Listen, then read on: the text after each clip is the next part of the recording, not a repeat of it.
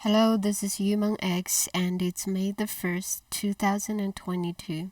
In this video, I'm going to explore 5 reasons why the UN Chief Guterres' visit to Russia and Ukraine did not bring the world closer to peace.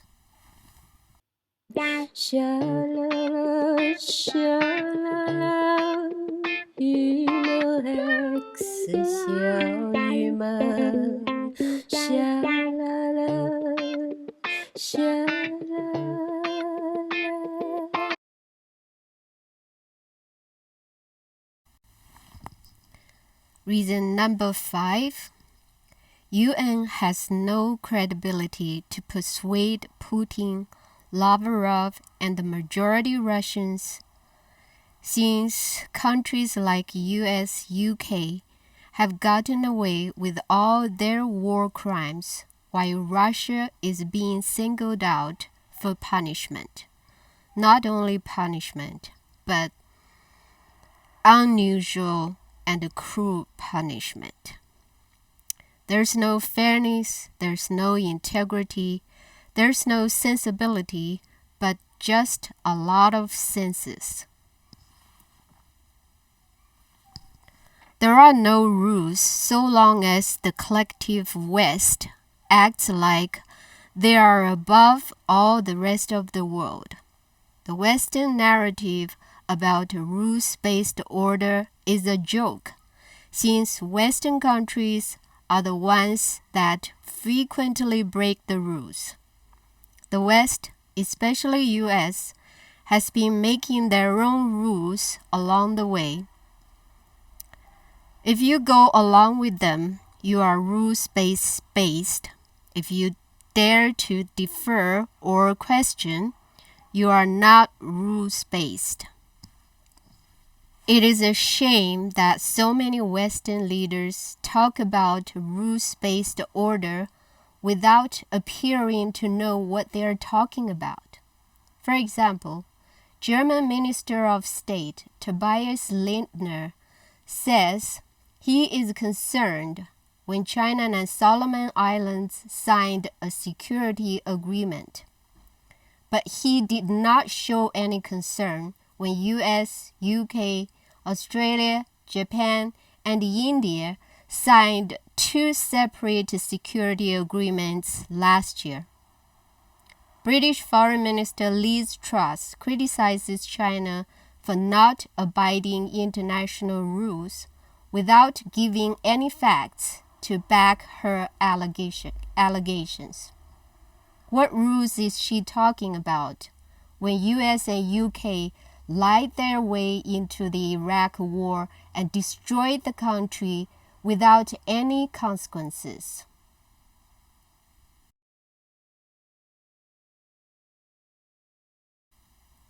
Reason number 4. UN chief has failed to be impartial.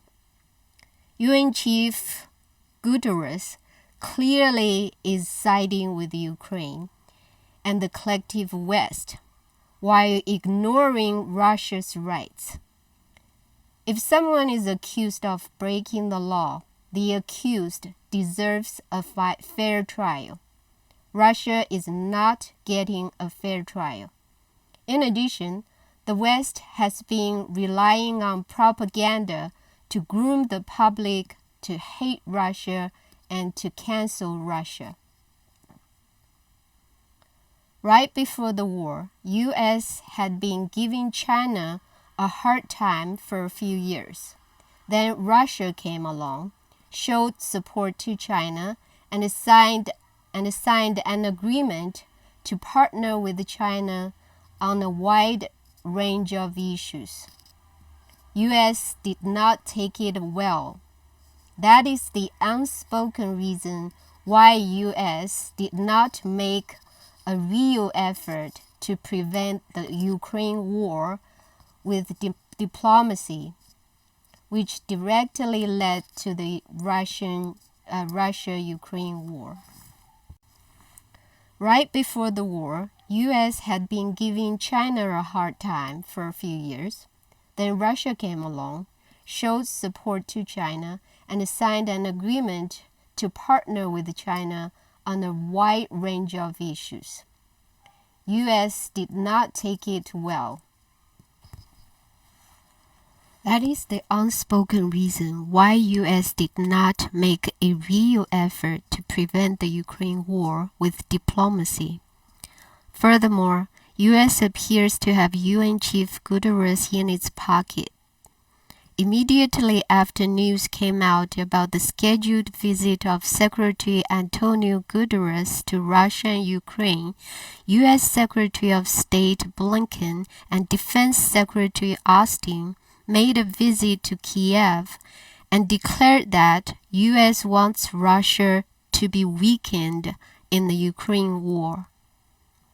They did not even bother to hide the fact that Ukraine is fighting a proxy war for the U.S. How is this observing the international rules? Blinken also announced to the press that Secretary Guterres was to deliver a message to the warring countries during his visit. Even though UN Chief Guterres was saying that he was the messenger of peace, he actually played judge. He did not act as a mediator, which is clearly demonstrated by his tone and his indication that Russia should pull out of Ukraine unconditionally.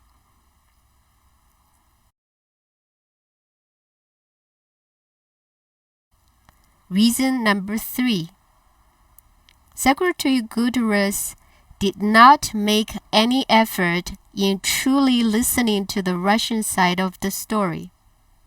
Despite saying that he advocates independent investigation into all the allegations made against Russia, the picture of him visiting Bucha is plastered all over Western media, giving the false impression that a conviction has been made in favor of Ukraine by Judge Guterres.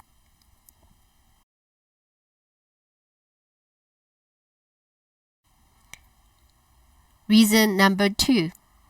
UN Chief Guterres offered no real solution to the conflict, since the collective West does not want to end the war fast. Zelensky is just a puppet, trying to cash in on the situation to advance his own hidden agenda. It is as if he had no clue how dire the situation is. The conflict started when the US-led NATO appeared to have been actively recruiting Ukraine to join NATO. Plus, US has been funding Ukraine militarily and politically ever since the US-backed Orange Revolution broke out in Ukraine in 2014. Imagine if Ukraine was admitted to NATO. Ukraine would have the capacity to launch a missile that would reach Moscow within 5 minutes. Russia had been trying to engage US, EU, and NATO leaders for decades to solve this security threat, but has been brushed off with the flimsy excuse that NATO has an open door principle. Since when did US put principle above interests? Almost never. Certain US, NATO, and EU leaders are stuck in the Cold War mentality. These people believe they have the right and authority to change Russia and to destroy Russia if they can't change Russia. This desire is palpable at all times, considering how they have treated Putin all along. This proxy war is a move to remove a perceived challenger to the hegemonic power of the US-led West, and the Ukrainians are being used as pawns and cannon fodders. The latest news is that some Ukrainian wives and mothers are protesting against Zelensky. I hope more people would join the protest to stop the meaningless sacrifice of the Ukrainian men. The West, especially US, has been using Russiagate to pacify voters and to cover up their inability to solve their own domestic social problems. US politicians blame Russia and China for everything that goes wrong in the US. The Cold War technique of brainwashing plays a significant role in this game of scapegoating. Unless US and EU are prepared to get out of their little bubble of G7, which is essentially a post-colonial club, and unless they let go of the Cold War mentality, there would be no real solution to the conflict. Not only the conflict between Russia and Ukraine, but also the conflicts all over the world. So far as Secretary Guterres cannot make the G7 act like responsible global players instead of masters of slaves, he does not have a solution to the Russian-Ukraine conflict. It is totally out of his hands.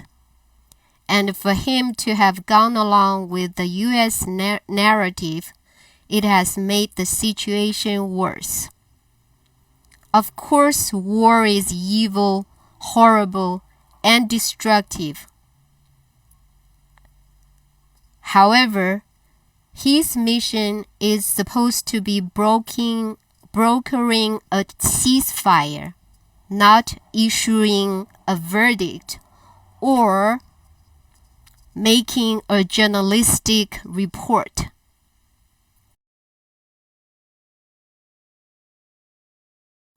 Reason number 1. All of the above brings us to the final point. Secretary Guterres does not have a comprehensive negotiation plan based on the best practices of conflict resolution. Good conflict resolution gives both sides a good chance to reflect on their behaviors, to explore their emotions and underlying inner thoughts, to lay out options, and to reach a win-win agreement.